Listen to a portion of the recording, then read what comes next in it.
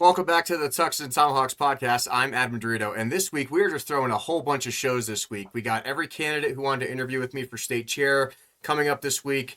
We have Casey West, who came on Monday, who has a fascinating story about how no one in the state wants to help him with his VA case, even though he has stage 4 terminal brain cancer as a combat veteran. And last week, there's so much chaos going on. I just thought it was really important to get all the facts out to the people of Colorado as much as possible before our very important elections on the 29th, which is going to elect new leadership. And I want to bring Carol Riggenbach on this week because we have no idea who you are. I have no idea who you are, but I'm in CD8, she's in CD3, and she posted a very interesting video that I paid a lot of attention to. As an intelligence analyst, as an officer in the United States Army, I thought that the information operations going on around the state in terms of subduing the elections and taking away the rights of the people are extremely important. Now, I've made it very clear. I ran for vice chair here in Weld County, and I was prevented from being elected because they kept 40 PCPs out of that voting block because there's this big upset between who likes the state chair, who doesn't, and all this chaos going on. And what I thought was really interesting was how the meeting apparently was ran in CD3. And I thought it was really important to talk about the facts, what's going on in CD3, and what we can do as Coloradans to help our largest district in the state. Well, obviously, there's going to be a controversy filed. There's going to be things that are going to have to be redone. So, Carol Riggenbach, thank you for coming on the show today to tell your story. Oh, you're so welcome. Thanks for inviting me. So, you know what? I wasn't there. I have no idea what's happened. Tell me all the players, what went on in CD3, what caused all this chaos that is preventing the conservative voice from being heard effectively in CD3? Well, you're asking a big question. I don't know what's causing it. It's asinine. And what's embarrassing is that, in my opinion, and like you said, you didn't know who I was. I'm a nobody, and I like it that way because Me too. people do things and say things in front of me that because I'm a nobody, I'm just a wallflower. I know things and I pay attention, and I'm definitely an outlier. I came into this. This was a surprise for everyone that I actually ran for chair in CD3. I don't know what's going on, and it's embarrassing to think that the Republicans that we tout so much about election integrity, and here we are. And I've seen such naughtiness; it's unreal. So you dealt with some of the people that I've met through various meetings, and I don't know them personally. I've seen them back and fro, like they went to that meeting where they tried to oust the state chair in the middle of an election season, which I thought was insane. If you don't like somebody, wait to the elections. Like we're on March 29th or this week. You could have waited till then. Yeah. And to be fair, I'm a neutral observer, right? Like I'm just a resident of Weld County. I'm an oil and gas guy. I'm in the Army. I'm a substitute teacher at a Catholic school here. I'm just a resident. You know what I mean? Like I'm just a guy that just started getting interested in what is affecting my taxes and what the hell is going on. And I've met some of the people you mentioned in your video, and what I thought was insane, especially when I saw how ineffective the Zoom meeting was. So I think the state chair a few weeks ago or a month ago tried to hold a Zoom meeting where they were trying to do some amendments to the bylaws or something like that. And Lauren Boebert jumped in with somebody else. I forget. I think it was Michelle Gray, maybe. And they tried to adjourn the meeting on purpose to prevent anything from occurring. So it was pure chaos. I just sat there and watched it on YouTube, but I sat there and went, well, if we're trying to vote on something and we're trying to get something done, and you're preventing the meeting from even happening, and you apparently represent all your constituents in your districts or as a PCP or whatever who was able to vote in that, I'm not really sure of all the rules. Like, what is your objective? Like, what are you doing? And then I saw the same exact tactics being used in the video you explained, where in CD3 there was a Zoom meeting for the reorg meeting, and there were certain actors that were involved that not all the votes are being counted. People are trying to stop the meeting. Like, what went on? Like, so CO3 had a reorganization meeting. Who set up the meeting? What was going on? You were running for chair. Like, it kind of explained that to people who don't understand how a lot of these things work, because I'm pretty new to this as well. Well, yeah, and so am I. And what kind of gave me some background is I ran for a House seat in 22 and in 24. So when I ran for that House seat, part of my what was in my district was Pueblo County. So I learned a lot about the inner workings of Pueblo County. And granted, I mean, there's so much to know about Pueblo County that I don't know that anybody could say that they know. Everybody's got a different opinion. Pueblo County is a real hot seat. I've always Yeah, and that's where like Todd Watkins and like some of these guys I've met before. Like I remember I went to that reorg meeting. When they tried to oust the state chairman, and he had two sheriff's officer like deputies approach me in the parking lot just for being at the meeting. I'm like, who are you? Like I have no idea who this guy is. Like I pull up and I'm like, I'm just here to go to the meeting because I'm a Republican. I'm a registered Republican, and I'm like. Next thing I know, I got two sheriff's deputies laughing in the background behind this guy named ouch. Todd, who I've never met before in my life. No idea who this guy is. Like, Yeah, okay, I had the sheriffs after watching a rally, a freedom rally across the street from our Rio Grande County clerk's office, and yeah, we had state patrol on us too because God only knows what us crazy Trump lovers might have done. But I also have a Trump store in Monte Vista, Colorado, so I see all kinds of stuff. This last week, my locks were super glued. So we are definitely your in, locks were super glued. yeah, my locks were super glued. And I have a veteran, What? which it's interesting you said something about a veteran. And I'd be interested in talking to that veteran. I'm an expert in getting help with the veterans just because I fought it for 30 years. I take care of seniors. So Oh, anyway, great. just Yeah, we'll definitely get you in contact with Casey. His yeah, episode, 'cause yeah. I know we're recording this on Sunday, and I'm going to post it this week. But his Oh, okay. episode posts tomorrow on Monday, and it's one of the most aggravating interviews I've ever had to do in my life. So, Oh, I have stories. But anyway, I have a veteran who takes care of the Trump store. And so it's just a really hot, heavy time right now. And in Pueblo, you got all kinds of personalities, you got all kinds of opinions. And I've always just kept my nose clean. I just ran my race. I have the in House District 62, you have some of the poorest sections of the state in House District 62. yeah. And that's so I just kept my nose clean And in who's the Pueblo. representative for 62? Say that again. Who's the representative for District It's 62? Matthew Martinez. Okay. He takes selfies with drag queens. So Oh, that's yeah, great. That's really about the conservative values there. mhm, yeah, yeah. And he's proud of it. So but so when you're looking at Christy Fedura and Michelle Gray and Jonathan Ambler, who were in the room conducting that Zoom meeting, uh, they, you know, I've known him now for 3 years, been with him quite a bit for 3 years. So, and to back up, the CD3 meeting was announced just I don't even I wouldn't have even known about it because I'm a nobody. I used to be the Rio Grande County chair, so I would get these emails, but I didn't get an email.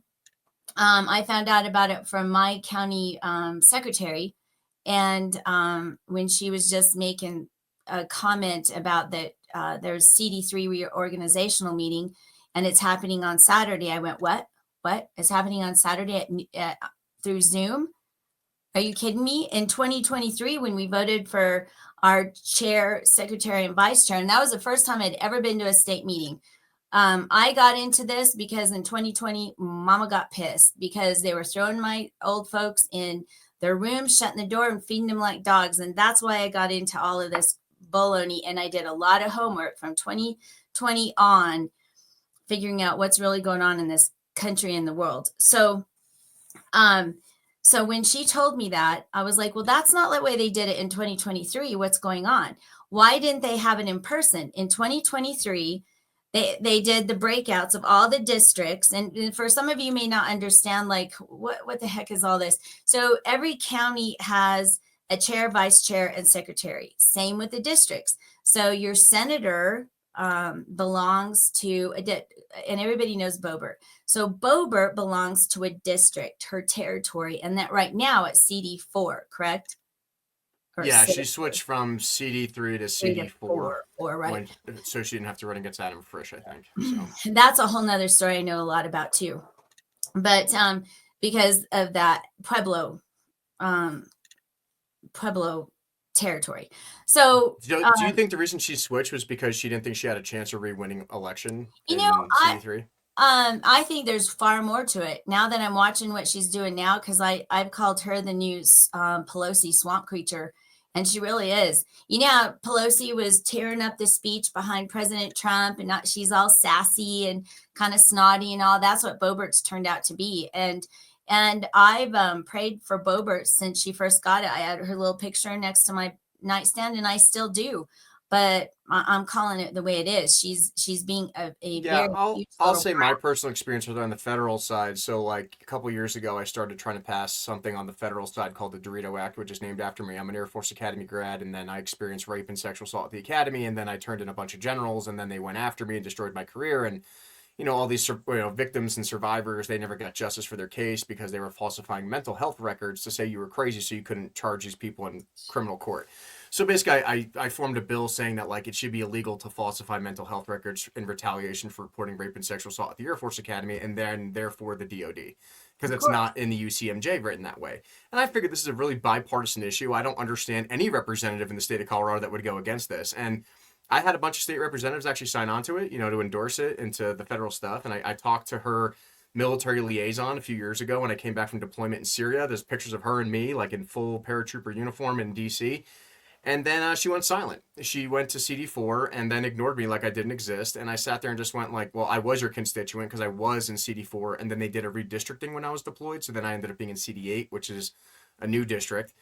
And I don't know what the end result of this is going to be. She still has a chance to do the right thing and endorse this. But, like I said, she's gone silent ever since this election. And it seems that she's playing it easy. She's going after the easy stuff. She's not doing anything contentious. But, I think helping, when all these candidates, what drives me nuts, when they run on, we support oil and gas and we support the military and we support our big ag and everything else. And then I don't see that in reality. It just makes me ask questions and what's going on, right?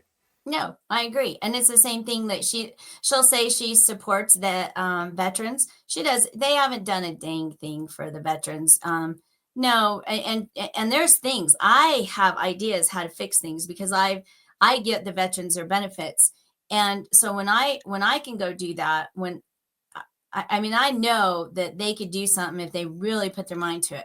Why she's disappeared now, I think it's way bigger than we could even imagine, if you ask me, because I'm starting to put, all the little pieces together. When I watch certain politicians and what they're doing right now and where they're showing up where they never used to be, something's going on. Yeah, it probably And has a one lot of to do them is with Barbara funding and Kirkmeyer. oh well, I could talk about Barb all day. Right? Barbara Kirkmeyer is yeah. now showing up in Pueblo. What's going on? Wait, What? she's showing up in Pueblo? Yeah, she's never been in Pueblo before. Oh no. No Oh, joke. No oh joke. no. Now she's in Pueblo showing up. And That's interesting. yeah, it is. And they're playing a game with, there's a Senate, and I can't remember which one it is.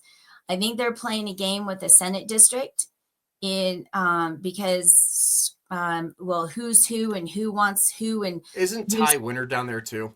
Ty I called Ty. I know Ty pretty well, and Ty's been good to me to a certain degree, but Ty and Puglisi, they hung out around me while I was debating Matthew, and I could tell they're like, we're not going to help Carol. There's no way we're going to help Carol. She's a lost cause as far as Polis owns that district. The Democrats own that district, and however the big powers that be in this state, there's no way in heck they were going to let a Republican have District 62. No way. It's been jerry-rigged from the Supreme Court, and I had everyone telling me that when I ran in 22 and when I ran in 24. And Ty, he would they would act like they were helping me, but there was no helping me. We ran a huge old I did 13 parades, right? When you run these 8 counties and these square miles that we've got in 62, it's a lot. But I did 13 parades. One of the parades in Pueblo, I had a great big old semi. Christy Fedura's husband owns a semi tractor trailer business. They run trucks across the country or something. I don't know. But anyway, she has a great big old semi tractor trailer, puts all these signs on it. We go through Pueblo with that. And here I come with my little banner, and I'm all, okay, where do I get to put my banner? well, there's 3 tie winners. There's all these other people's banners on this trailer. Carol, no. Her husband started to put my banner like on the very tail end of it. I was like, well, maybe we could put it here. And nope. And then she came screaming at me, screaming at the top of her lungs at me that no, you're not going to have your banner on my trailer. So I had 2 guys, veterans, an 82-year-old. An 82-year-old carried my banner with another 70-some-year-old. They carried it for me so that I could walk behind them and wave my One Nation Under God flag as a candidate and went through. And that was a long parade to be asking these veterans to do that and not put my banner on the semi tractor trailer. My mom rode the tractor trailer truck, and she was on it. But the reason I say that is because Ty, I smarted off to Ty. I was like, man, Ty, you got 3 banners on this thing. I wonder what you have to do to get 3, and I can't even get 1. And then Rose Puglisi was with him, and I smarted off to them too. But you can tell I'm not a politician trying to keep quiet and kiss some rear end. I just don't care. She's the minority leader, but they weren't being fair. Get a little bit of a loss of a connection there. Oh, are you still okay? Yep, we're good. Okay. Yeah, so Ty, and they didn't stick up for me either. Not one bit. Not Ty. Ty didn't say, you know what, Carol, let me take one of my banners down and you put yours up. That's what we should. No, not at all. And so I don't know the gaming there either. Well, I think I can give you some insight to this because I started, like I said, I'm an intelligence guy by trade. How I track terrorists was find their funding.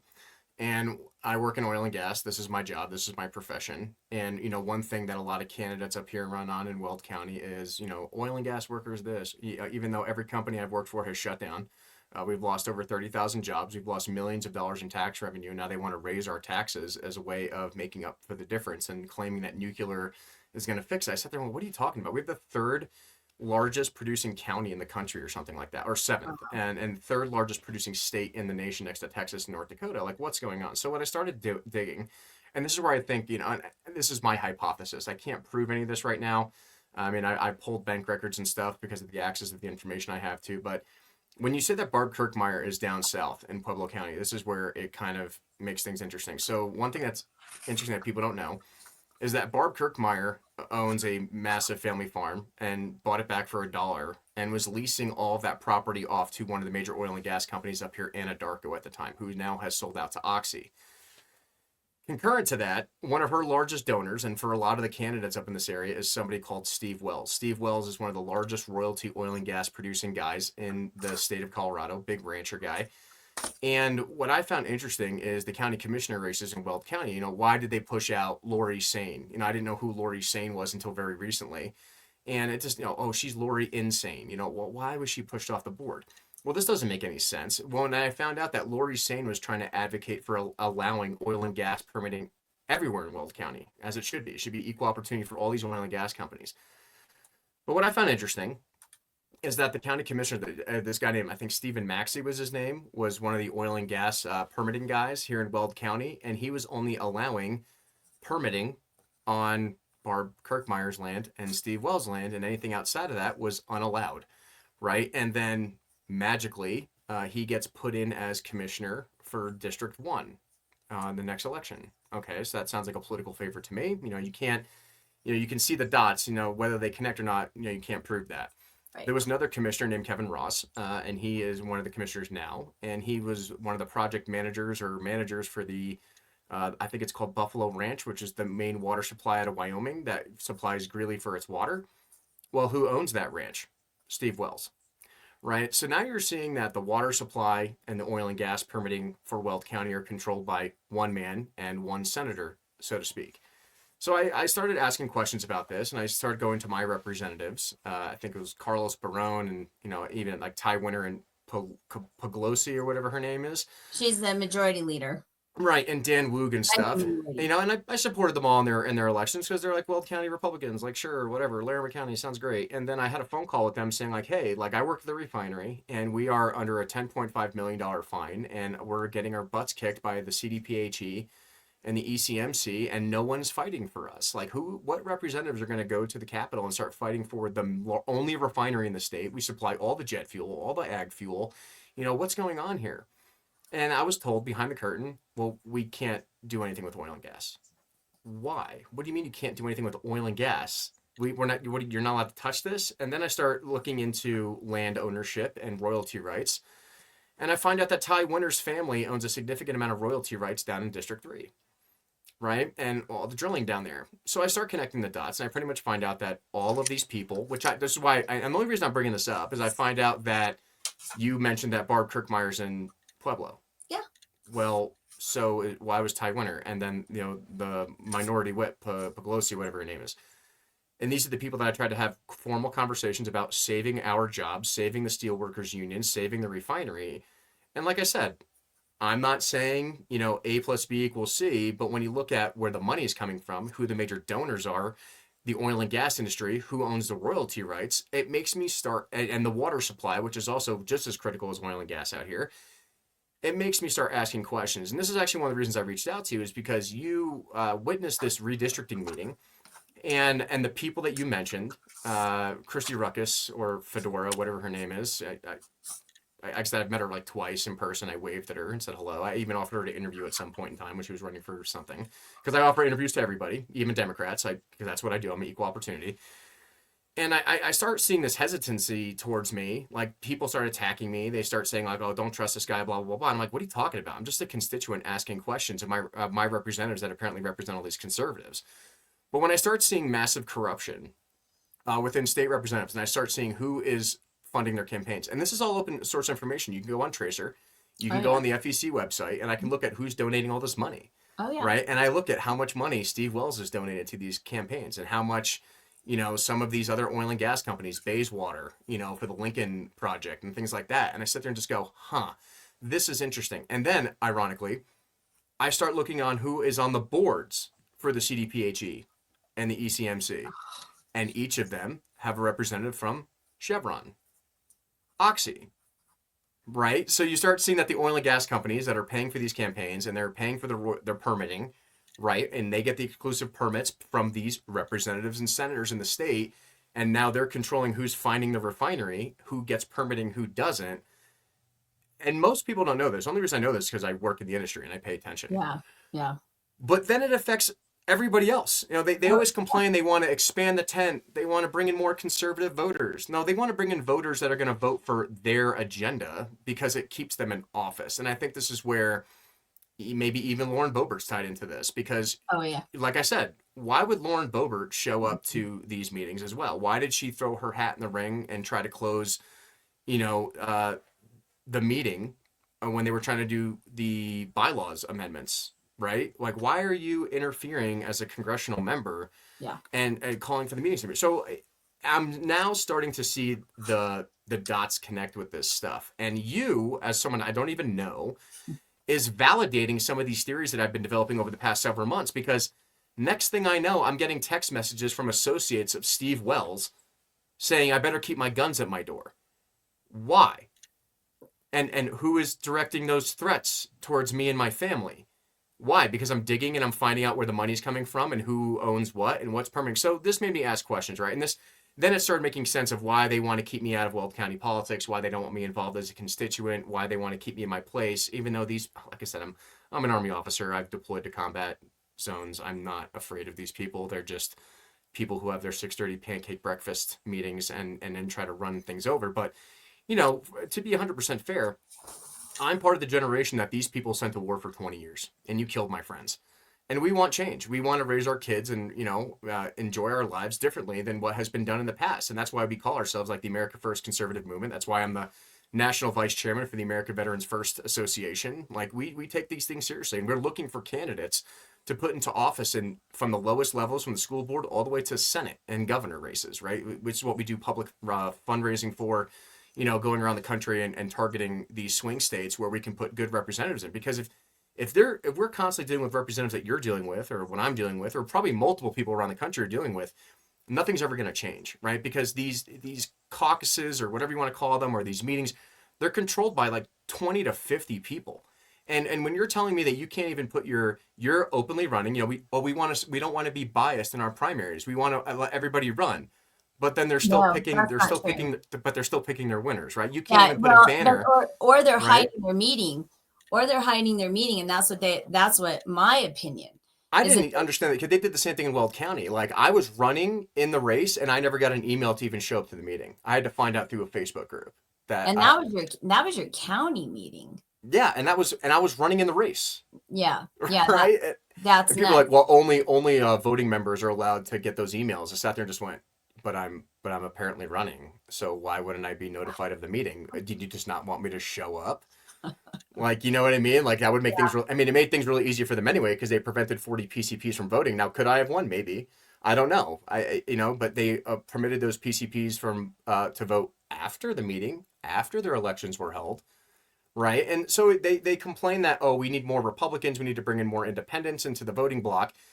But then you're controlling who's voting in those meetings anyway. So what are you talking about? And that's what I saw in your video on CD3, right? Yeah, and the interesting thing too about it, Adam, is that in Pueblo, there's the Democrat Party. There's some really cool Democrats that helped me in 2022. There was a young man, and he helped me, did a video for me, and what you're saying and all this reminds me of when he told me he went to the Democrat, and this was let's see, let me remember, let me shake some cobwebs off. So Bo Ortiz was the county clerk in Pueblo. Mm-hmm. All right. And he was in trouble with the Secretary of State in 2022. And remember the big recount? Remember all that stuff they had to do? We had to Vaguely a little go. bit. I didn't get involved in local politics until last year, so I mean, I vaguely remember some of the stuff, but yes. Yeah. Well, we had to go cure ballots for Bobert.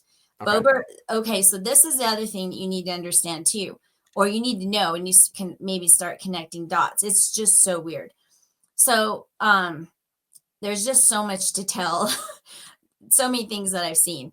So let me go back to the first story. So with the Democrats and this friend that in 2022, he was doing a video for me. He was like, man, he was thinking about becoming a Republican, and or maybe really wasn't. He was just maybe saying that, bless you.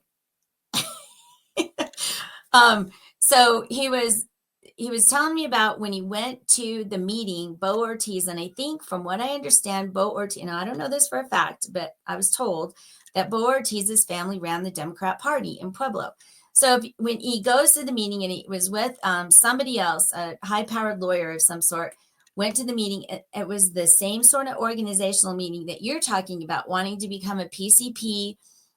And if anybody doesn't know what that is, that's a precinct captain person or chairperson. Isn't it precinct committee person, I think? Or precinct committee person. Right. There you go. Mm-hmm. And what that basically what you are, you're the big dog for your whole neighborhood.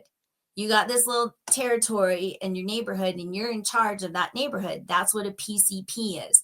So then at the very low level of voting rights and power, right? And then from there, you've got your secretary and your vice chair and your chair for your county. But all those people make up a voting block to decide what that county is going to do in the Republican Party, spend money or make money or whatever. Pick candidates, have a lot of power and control in the county. So this gentleman was wanting to become a PCP in Pueblo. Well, he wasn't allowed to. The meeting was already determined, and he was telling me about it, like how he had been wronged, and he was telling me and it made him sick. He just hated it because it was he just knew it was wrong. It was completely wrong. And so now here I'm watching this, and we're doing the exact same thing. We're just taking plays out of the Democrat book that you control the county. You said you tell people who's going to run and who's not going to run, who's going to win, who's not going to win. And it's kind of a it's voter fraud, basically.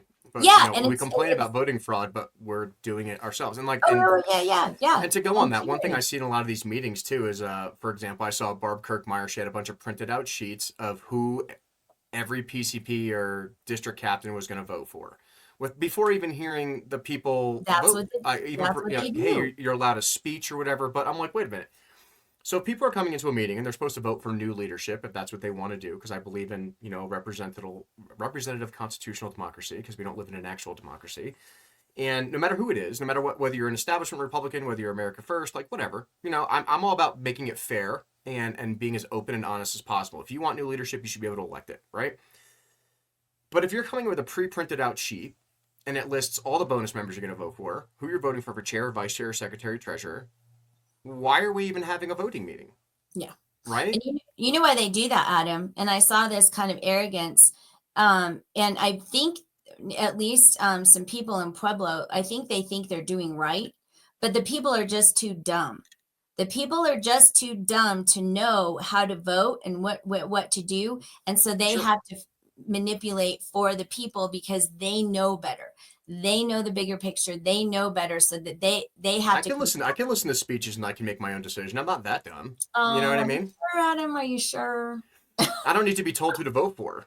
You know what I mean? Yeah. I'm an adult. I can make my decision about who I think is going to be best in that position. And I think every PCP or district captain should be given that option when electing new leadership on these reorganization meetings. And I just don't see that happening in any county meeting I've been to, whether it's District 4, District 8, District 3, or Oh, you know what I mean? you could come to Little Rio Grande County. You'll see it there. We don't control it. In some of our little counties, Mineral County, Huerfano County, um, these little counties, they're not controlling it. It's just real raw. You vote for the person, right? Because Yeah, we're that's the way just it should be. small. And that's the We're way it just, should be. yeah, exactly. So if you want it, and I guess that's where I so naive is is that for me being around that kind of an election process, I never this would have. I mean, I suspected that something was going to go down on that Saturday, and things would happen. I didn't have any doubt about that because they were shoving it down our throat. Sure. They made it last minute. They weren't letting people know, and and then it was Zoom, and then all the powers that be show up at the Zoom. Wow, So weird. yeah, it was very weird. It was very, very weird, and they monopolized the time, and so and then for me, I fight for old folks, right? And I always apologize to my older folks. I'm not calling you old. God bless you. You're fantastic. Half the people in my in the age group can't even use Zoom correctly. You know what I mean? Are you kidding me? Exactly. On your phone. Okay, so this was the primary thing, and you're asking I how many people out there were probably over 70 and then up from there, and they have to know how to raise their hand, they have to know how to put something in the chat, they have to know how to read the chat. It's elder abuse. Pardon me. It's like elder abuse. Well, don't give me But on I mean, that. it's like, but here's the thing. It's like, yeah, you're forcing all these people to use the technology because the district's so big. Okay, I understand that. There was no training prior to it. Nobody taught people how to do these things. Well, you know what, Adam? What I said, it's an ADA. It's Americans with Disabilities Act. For sure. That, I mean, it's discrimination. Mhm. It's flat discrimination against these people. And so that's something that I spoke about to the higher powers that be. Don't worry, Grandpa. This is who you're going to vote for. Don't worry about it. You don't need to know how to use the computer. Well, and then they kept falling off. They kept falling off. So here's the Zoom meeting, right? Here we are. We finally get into the Zoom meeting. And then they kept falling off. And then they had to try to get back on. There was one man, in fact, that wrote a statement to me. I couldn't even believe it. And I haven't done a part 3 on that video that you watched. Well, that's why I brought you on here. I just figured I'd save you the time. Yeah, there you go. Like I said, your videos are fascinating, right? And you bring up the fact that there was a Zoom meeting. It was run by Christy Fedora and Michelle Gray, who I have witnessed in person do some questionable things. Now, let's tell the viewers that now Christy Fedora, who's running the whole meeting on her personal laptop. Wait, it was her personal laptop? Her personal laptop. I don't think you're allowed to do that. Mm-hmm. Her personal laptop. She's running it on her personal laptop. And she's running for office. I'm pretty, even at the Weld County meeting, and I'll give them this, third-party people from the state were running the computers in the Zoom meeting. I said that from the very beginning. You can't do that. When I threw my hat in and only had a week to campaign because I was like, no, There, not that I really wanted it. I mean, Yeah. I can do it, but I'm busy enough. I mean, I'm a fighter. I'm going to fight for the little guy. And I'm like, the little guy got shafted here big time. So I threw my hat in and here we go. Let's run. Did a campaign for a whole week. And then by the time we get to the meeting, I'm finding out all these little things. And then uh here she is, she's sitting there with her own laptop and people are falling off the call. There's one of the gentlemen, he talked about that. Yeah, see, he says he never received an email invitation to the meeting with a personal ID number. He used another member's link to join the meeting. I don't think you're supposed to do that either. He As much had as I to. understand the rules, Yep, right? Like you can't he do never that. received an email invitation to the meeting. So, and Huh. he didn't want to get left out. And so did they leave him out on purpose or was that just accidental? That sounds intentional, especially if you have a list of voting members and you know who's supposed to be voting.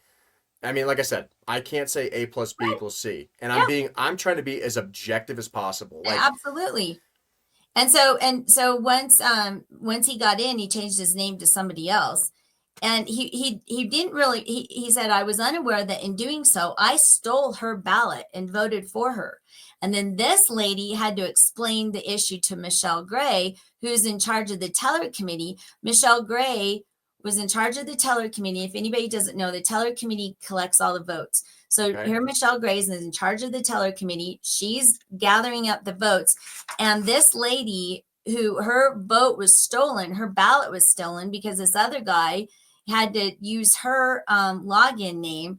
Then and so Cindy explained the issue to Michelle, and Cindy was told, just text me your vote. I don't Just think text you me can your do vote. that either. I know. And Just that throwing was that out there. broadcasted. Yeah. What is this, an election in Iraq?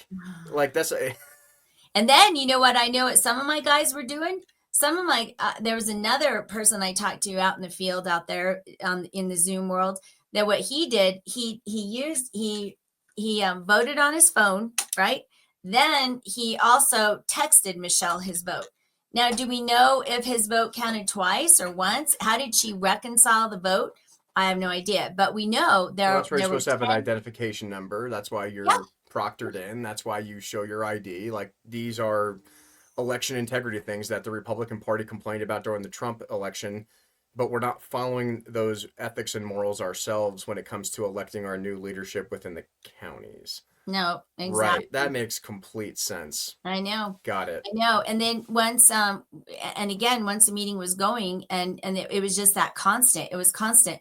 People, well, and Bobert was talking so much and I said something and Christy Fedura just, she got really pissed at me because I said, Bobert needs to be quiet. She needs to be, why is she talking so much? And I have all these guys out here. I had the people that were with me that were falling off of the Zoom connection. And so Sure. they were trying to get back in, and all these people needed help because it was the vote. It was the big vote for chair, and they were trying to tally. And people were having trouble, and they don't even. And I know that Well, it sounds like a Michelle. filibuster strategy. It sounds like this person, Bobert or whoever, is talking enough to, Oh, in order Bobert. to, well, I mean, she was talking, you said, during the Yeah, vote. I yeah. don't think you're supposed to talk during a vote. This sounds like it was an Well, auditory distraction. filling the dead time.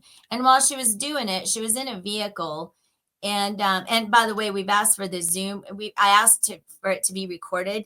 We knew that it was going to be a problem for them to even record the Zoom meeting. Still haven't got the recording. Oh, we're having technical difficulties with the Zoom How recording. you hit end meeting and it records. It's not hard. It's like the software I'm And I using had now to for this ask for that. conversation. I had to ask for it. She did it. And then I think they just waited and waited. And while I was in there, I had to click request recording, request recording. And then, I'm in the same room as Christy and, I'm way behind way away from the computer. I'm over by the door and Sure. Christy's over there in a little section on the table with her personal laptop running it. And when I kept clicking record that meeting, and then once she did, I went, thank you. All right. Hmm. And then we can't get the recording. But if you got the recording, you'd be able to see. One of these days, maybe we'll be able to see it because that's a whole nother reason this meeting should be redone. But so when you see it, you'll see Boebert in there. She's in a vehicle and she's being really sassy, throwing her hair around, and she's just being snotty like a mean girl.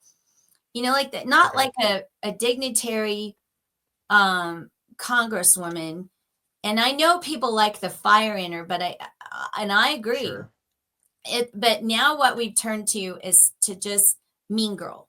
Mean girl stuff. That's why I called her the new Pelosi swamp creature, because of the way she acts. So, and then, we have Senator Simpson in the room. We have Ty Winter going, him talking, Ty Winter. And then Jeff Hurd. Then Jeff Hurd kept talking and talking and talking. And which I found that fascinating too. Once you watch the video, you'll see things. But I mean, I can understand Jeff Hurd being involved in the meeting. It is technically his it is district, his and district. I'll be fair. Like, I have had nothing but pleasant conversations with him in DC. He sounded like he was very supportive of the Dorito Act moving forward. We'll see if he actually does moving forward. Whether he does or not, I have no idea. But I can understand why Jeff Hurd would be involved in CD3. That's fine. But what I don't understand is if Lauren Boebert, Congresswoman Lauren Boebert, is talking in a CD3 meeting, but she's a representative for District 4. Well, so when I got in trouble and I got scolded for saying that Boebert needs to be quiet so people can ask questions, they're falling off and they need to know what to do, and their vote's not going through, and there was a ton of questions coming I in, think that's and fair. just to say put it in the chat while Boebert's talking, no. My people, my older folks, and a lot of people wouldn't be able to just chat that thing in there. No way. So the voters needed to be able to ask questions.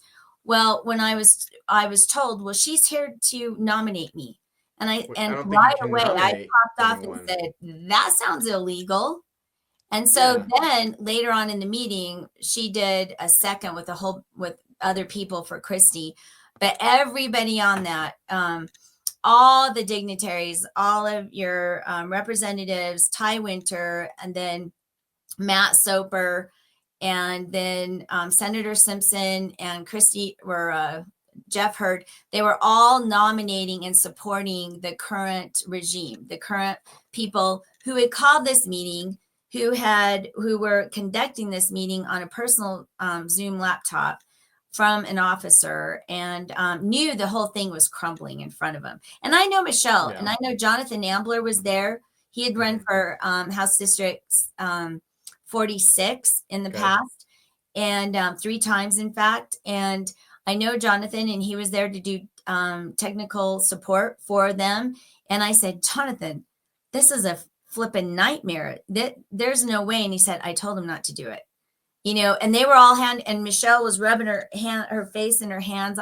It was a complete meltdown. We asked for the meeting to be adjourned, that there was no way you could be, the meeting was just a complete failure. Well, I mean, Yeah. according to Robert's Rules of Order, you're well within your rights to call for an adjournment if that's the case. Yeah, Eric Grossman asked for the adjournment, and then there was a vote. All those in favor, and Christy, she said, all those in favor say aye on a Zoom.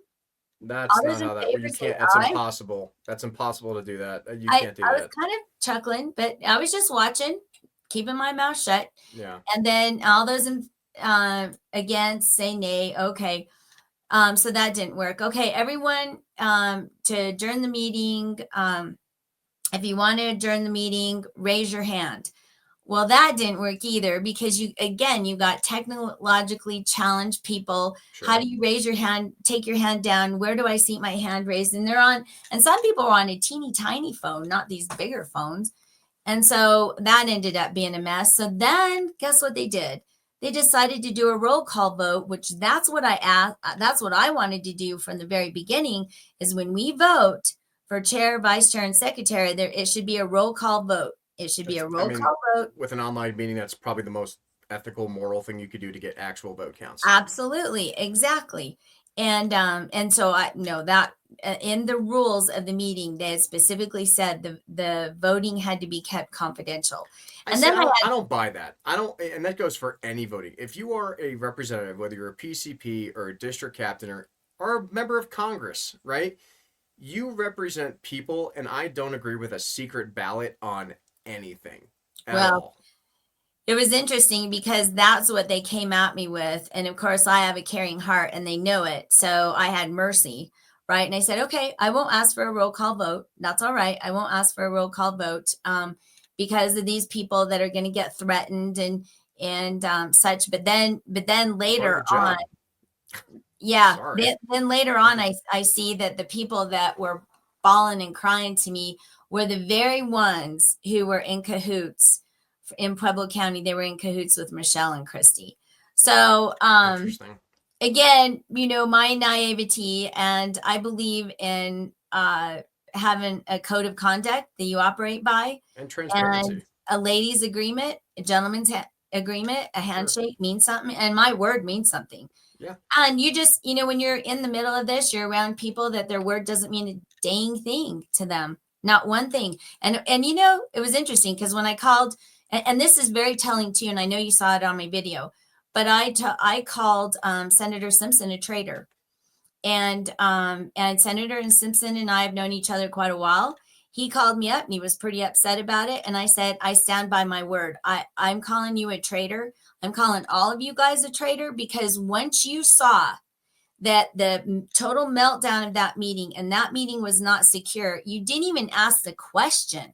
You didn't even ask a question of, okay, time out, kids. Okay, wait a minute, Christy, should you really, is this on your personal laptop, Christy? Time out. People are getting dropped off. Shh. Bobert, anybody else talking? Can we make sure that everybody's on right now as we're taking the vote to make sure it's secure? Do we have any other issues? Yeah. Not even ask a question. Not even ask a question. So, and Zoom, this should have never been through Zoom. And I just I asked Michelle Gray, I said, Michelle, I want to know exactly how you're going to conduct this vote. So not because I want to win, so just so that we know that the election is sound. Yeah, and so for sure, 100%. That's what I asked for in Weld County. Was I want to make sure that the representatives and their votes are counted correctly, accurately, and are not manipulated. And I don't think that's asking for much. And on a Zoom, then there's a spreadsheet. So as people are coming in and they're voting, then it goes to a spreadsheet. But who's in control of that spreadsheet? Right. And so what she said, okay, Carol, what I'll do is I'll put up some tag board on the screen so that their vote is, she was talking about tag board, and that's how she was going to keep the vote secure. What? Yeah. No, that's not how any of that works. You can't do that. So then with that hokey pokey of I'll put up tag board on the side so I don't see the name and the votes that are coming in, but she assured me. And this is what I told doctor, you can tell what I do, healthcare. This is what I told Senator Simpson. I said, she assured me that she would be able to see that spread. All right. So, so I told Senator Simpson she'd be able to see the spreadsheet. She'll be able to see everything on the spreadsheet. She'll be able to see all the names. And that's what she told me, Senator Simpson. And he said, the Zoom meetings they're difficult, but in this day and age, it's what we have to do. And I said, but that's no excuse to have 10 missing votes. You could have gone to that list, to the spreadsheet, and saw, oh, who didn't vote? Who did we not have? And quick text them. The 10 missing votes. And I think the vote, I think I lost the by 7, and then 10 missing. And then Michelle, this is not Michelle's way either. And I told Senator Simpson this, her just going, I don't know. I don't know what happened to him. I don't know. That is not Michelle Gray. She is a mathematician, and she will dog it till she figures out the answer. That's what's so great about her. And that's why she's done so great in Pueblo, is that she will figure it out. She will come to the answer. But just to go, I don't know. That I was like, okay, something's wrong. Senator Simpson, she could have done it right, and you didn't say anything. And he got pissed. You say, Carol, it's just the way it is. Not acceptable. Not acceptable. So I said, you know what? That's your famous 7 words. The famous 7 words why we've been sold out in the state of Colorado. It's just the way it is. Get along to get along. And you got to give to get. All these little sayings that are so super annoying.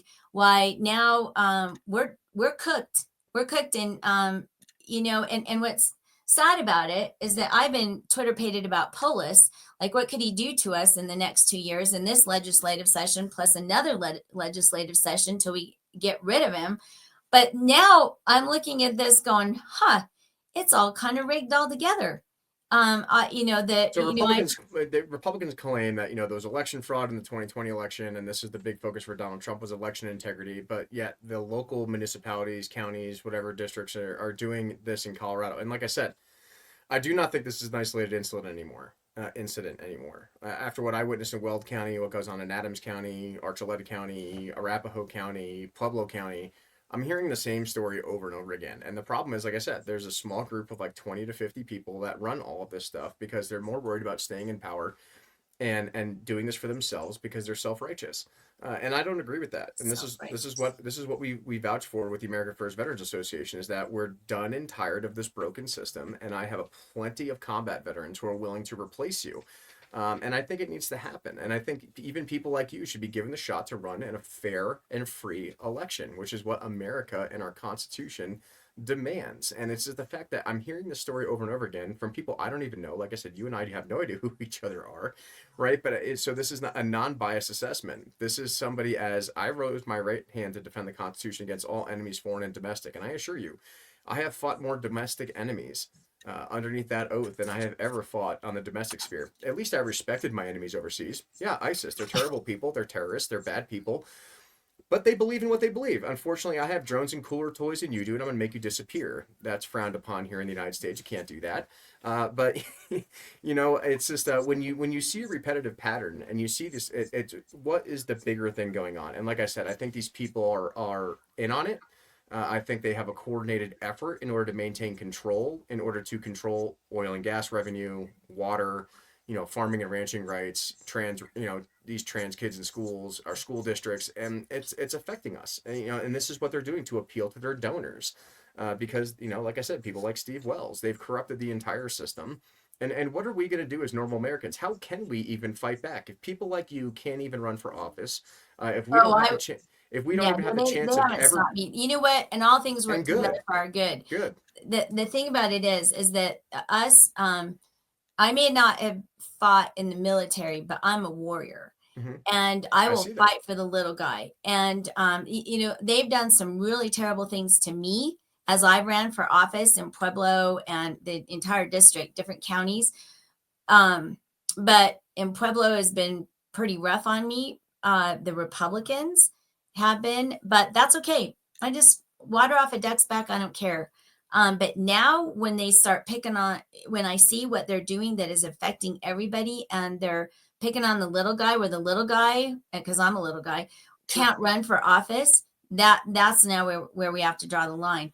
Let me tell you a story and the one bad thing about me telling my stories is that now they'll be more careful how they behave in front of me.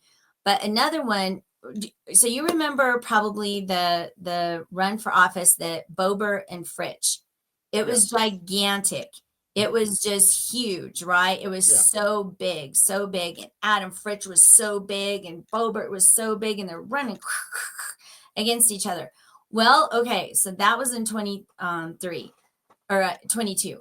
So then when Jeff Hurd came on the scene, it was interesting how Fritch went away.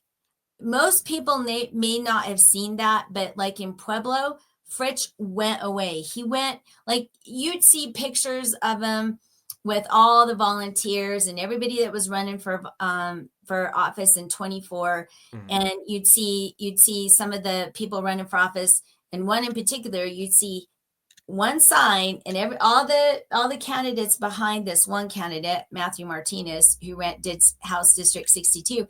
He was the only one holding up his sign on a Facebook page, on a Facebook post picture, and Fritch was 3 people deep. Now, why would that happen? Why would you have all these candidates? You have a Democrat candidate for Congressional District 3, and he's in the back 3 people deep, but you have a House District person, Matthew Martinez, in front with his little sign. That is interesting.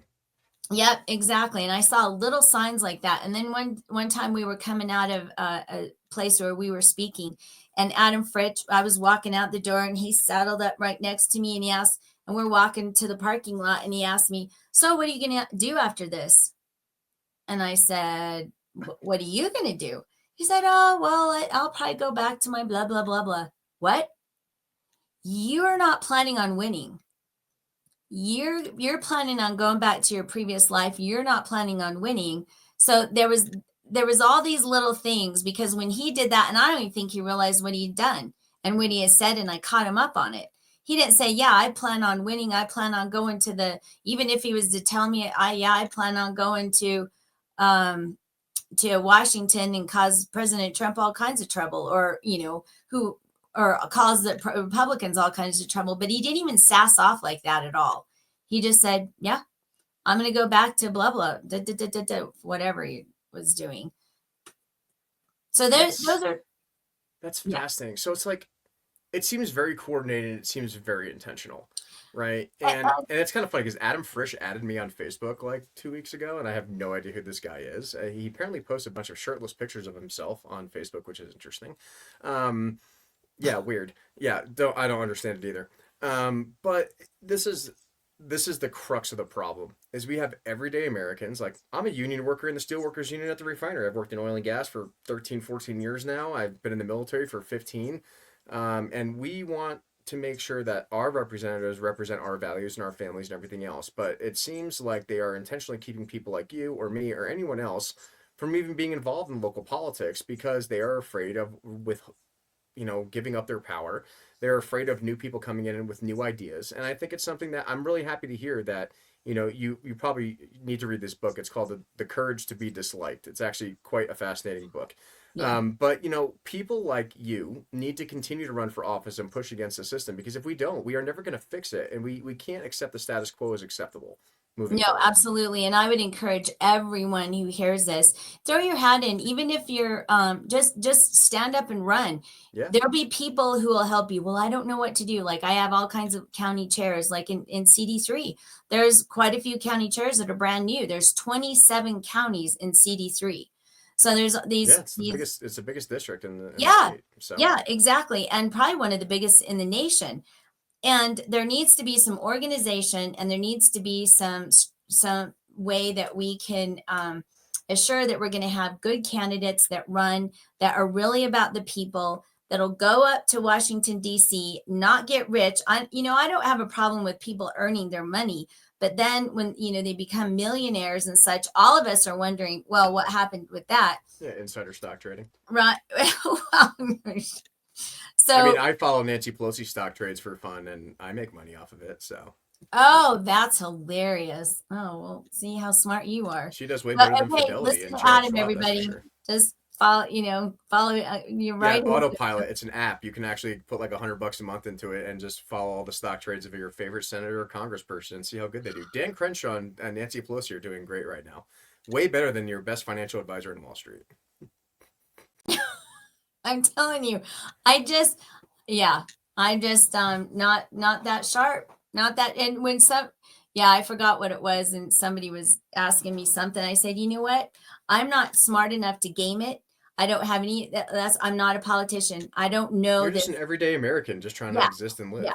Exactly. And I'll fight and I'll fight and I'll fight because I take care of too many veterans that gave everything, and and Yeah, especially veteran wives, spouses, yeah. that gave they lost big time, and no, no, we're not. This is no, they're not taking this country away from us, and I believe, right? I so believe. I have faith. And that's another thing about it is too, whatever the Lord God Almighty says, I'm not here to please people. Now, granted, I am nice and I want to be kind and loving to people, Hmm. but I don't have to make you happy. No, I'm not interested in that. I respect you and I respect the people that I'm around, but I will tell the truth. And if um I'll tell it and let the chips fall as they may. no, and that's what I tell people. Like, I'm a Catholic, right? And people are like, "Oh my God, you're the Christian people. They're you fight people and everything else." I'm like, God never told me I wasn't able to fight. I'm demanded to fight against evil, and just because you're mad that I'm flipping the tables I was asked Flip to sit the at, tables. It's time to flip the does not table. mean I'm corrupt, and it just means I'm being a moral and ethical person and trying to do the right thing. And if we allow this oh, we just accept everybody for everybody and we need to be cool with everybody. No, because you're accepting that there are evil people in the world and it's okay for them to continue their narrative. And it's not. It's actually very dangerous. And like I said, I've seen more evil in the Republican Party, whatever side you sit on, within Colorado than I ever have seen in 15 years overseas and doing operations, right? It's Says a lot. interesting. It's very concerning because what are we going to do about it? Like how are we going to change? And I think the reason I'm posting this episode as soon as I can this week is because we have an election coming up on the 29th, right? And the future of our Republican Party, whoever you decide to vote for, is very important because the next couple years into 2026 and into 2028 are going to determine the future of Colorado. Are we going to become a completely blue state? Are we going to be a purple state? Is that acceptable? Or are we going to bring back the Western values of who settled this state in order to protect our farmers, ranchers, and blue collar workers and everyone else in our families? Because, you know, I was born in New York and I grew up in New Jersey and I came here. I'm like, oh man, look at the less taxes and all the free gun laws and this is great. And now I feel like I'm turning back into the state I moved from for a reason. Mhm. And I moved back. I lived out here my entire adult life. I got accepted to the Air Force Academy. I moved out here in 2006. And, I live on 12 acres of land. I run my own little farm now and I love it out here. But like, when I'm seeing my taxes go up, when I'm seeing my representatives not standing up for rape and sexual assault victims in our military, one of the largest military states next to Texas in the United States, and then I see the infighting, and I see the manipulation of elections, and I see the manipulation of meetings, and I see purposely and intentionally keeping conservative voters out of the process that determine the lives of their futures, we have to do something about it. And it all starts on March 29th. And I think, obviously, in my opinion, I think CD3 is going to get a reorganization meeting because there is no way in hell that that's going to be allotted to continue because that entire meeting needs to be run by the books. Like, no way somebody running for a position should be running it on their personal computer. No way should be somebody be tallying up votes on an Excel sheet by themselves without any oversight. No way should people who are not allowed to participate in the voting process be yay or nay on a Zoom call who don't know how to use the wave hand technology. Like there needs to be a better process. I think, I don't know what the solution to that is. Maybe a different type of software, demand in-person meetings with paper voting, no secret ballots. We need to be transparent. If we're going to represent conservatives, then we need to be transparent that we are actually representing the people that elected us to do those jobs. We can't just hold this in a cabal at a 6:30 a.m. pancake breakfast meeting that nobody goes to except like these four people. Right. And I like I said, this is the same story I've seen in Weld County. And this is something I see in Pueblo County now, too. And like, why am I getting approached by sheriff's deputies when I'm just trying to attend my own organizational meeting from within my own governmental process? And for somebody I don't even know.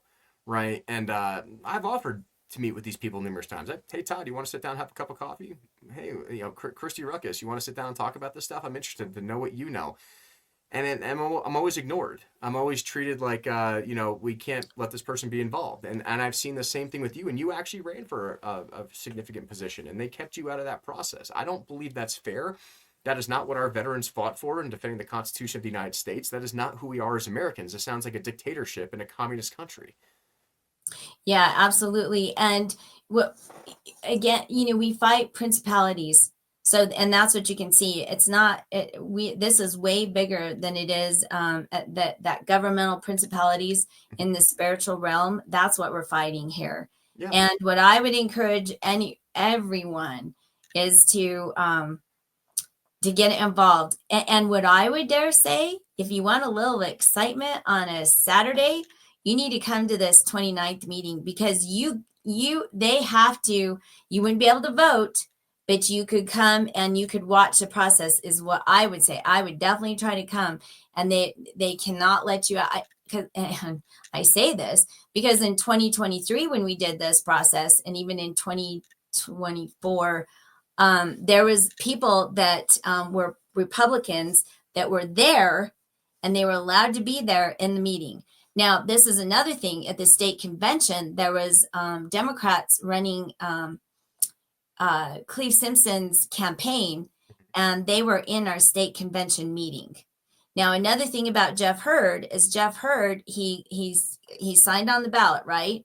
So there's all these little things, and just this commercial about Jeff, because there's a big question mark about him too, as far as I'm concerned. When Frisk drops out and goes away, and herds able to take it, why?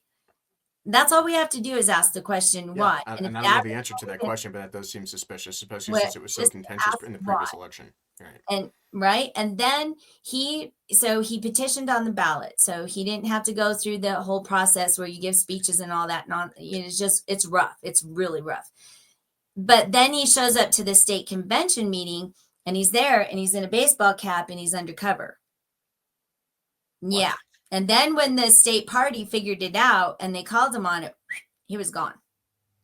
Okay. Why? Okay. So Yeah. then why would you and then a Democrat. So, and then I got on that rabbit trail because I'm telling you, come to this meeting on the 29th. Any Republican, anybody, you as a Democrat, you wouldn't be able to come in. And as an independent, you wouldn't either. But as a Republican, you need to come to this 29th meeting and you need to watch it and see it for yourself. Because us little people, us little Americans, we can do this. We run businesses, we run things, we run farms, ranches. We can do this and we can take our state back. But we need all of you to come to the meetings. You need to see this stuff for yourself.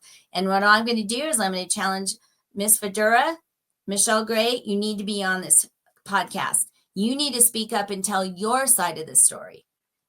I'm not trying to I've pick. offered it numerous times. I just But I'm going to challenge him. Crickets.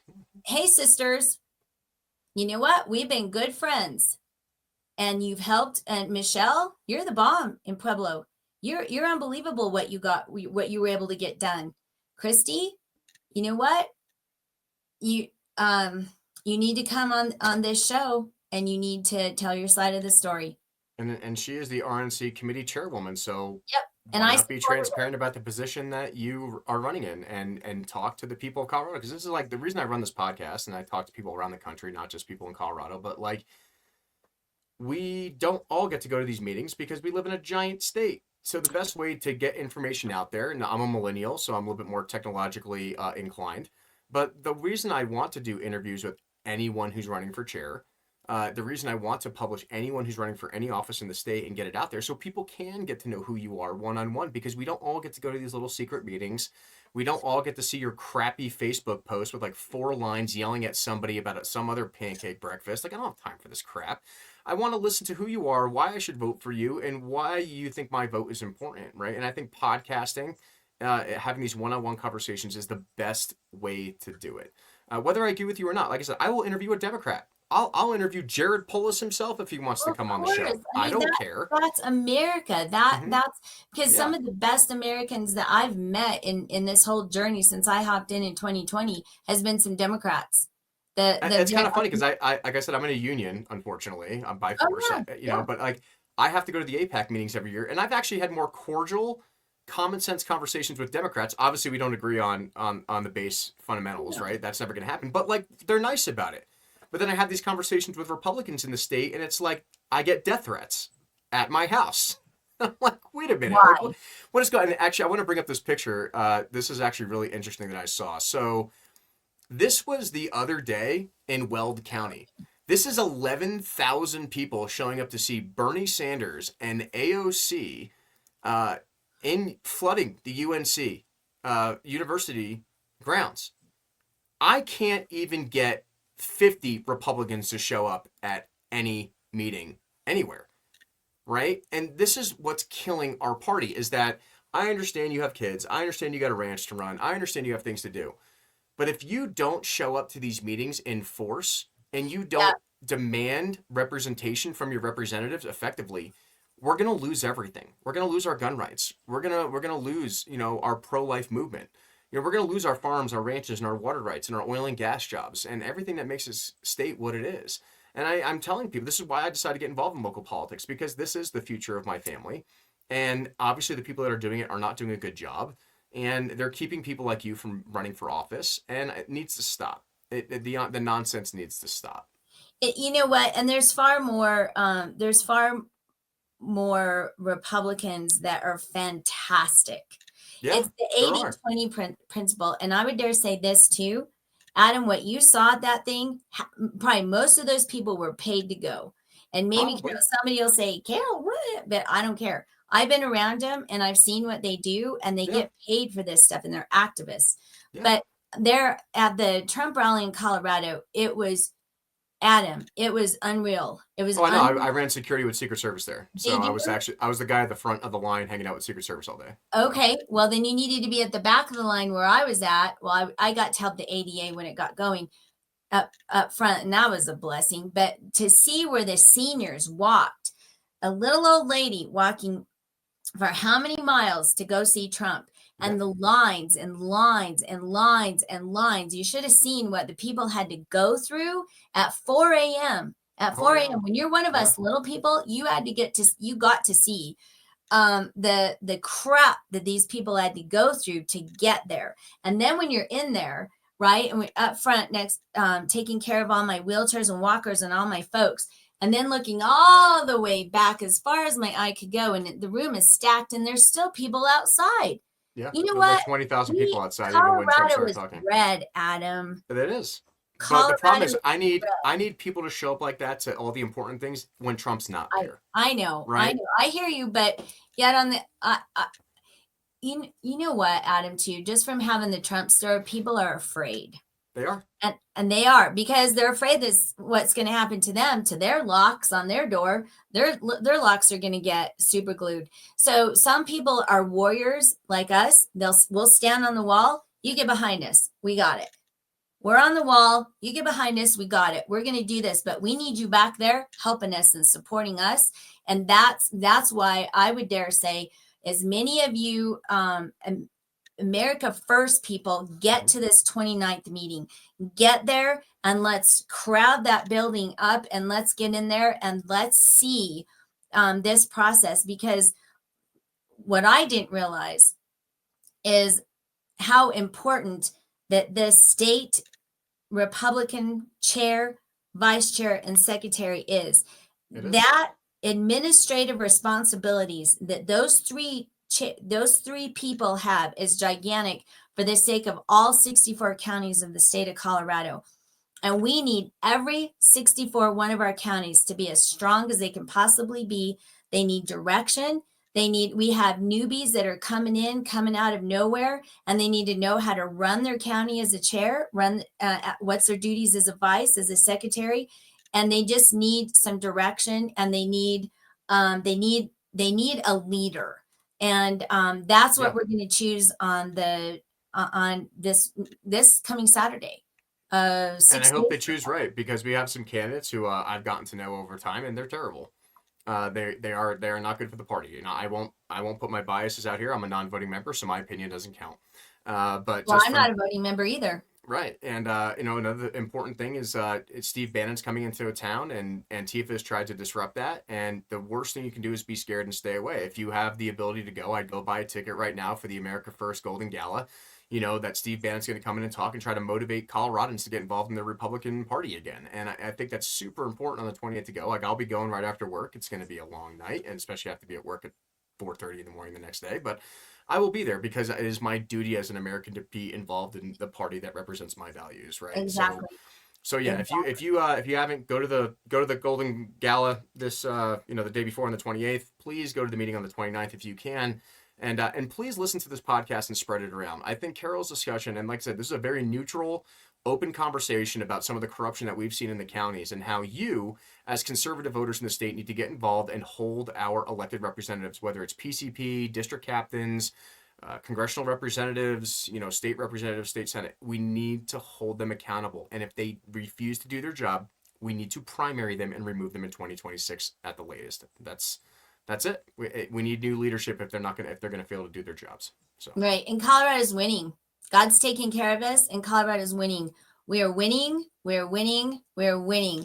And I believe President Trump has his eye on us, and I believe he has faith in us too. And everything's going to be okay, because the people of Colorado, there are old-fashioned Coloradans here, and that's why I say make Colorado again, not California, not whatever people have tried to do. Where did you say you came from? New Jersey? Yeah, New Jersey. So no, we're making Colorado again. And Colorado, we know how to do a handshake. We know how to keep our word, and that's what we're going to do. And there's a whole bunch of you that can do this. We can be a force, a big force. I agree.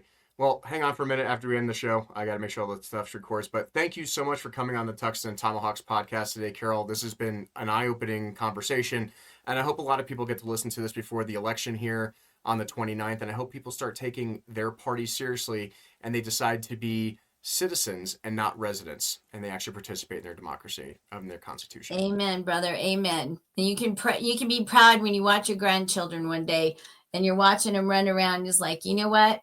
I fought for this. I fought for this. They're going to be okay now. Thanks again, Carol. Okay. See ya.